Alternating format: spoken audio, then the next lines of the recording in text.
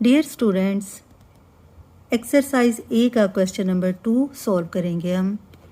Fill in the blanks with suitable words from the story. कहानी में से जो मुनासिब अल्फाज हैं उनकी मदद से हम ब्लैंक्स को फिल करेंगे। Anansi was a trickster and he was having a difficult time. जैसे कि हमने पढ़ा है, अनंसी एक चक्करबाज था, धोखेबाज था और वो उस वक्त मुश्किल वक्त गुजार रहा था क्योंकि उसके पास मनी नहीं थी। Anansi peeked through a gap in the wits fence.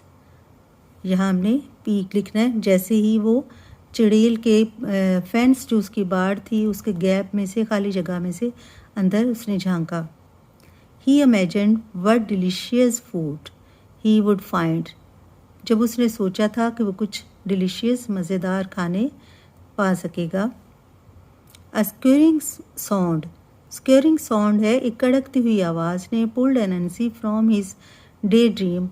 एनंसी को ख्वाब से जगा दिया। डे ड्रीम यानी जब वो ख्वाब देख रहा था, जागती आंखों का ख्वाब। She walk to the nearest mound and stood on it. ये मिसिस शो के लिए है कि वो नियरेस्ट माउंड, वो करीबी ढेर के ऊपर खड़ी हो गई। Anansi grinned and showed all the sharp teeth.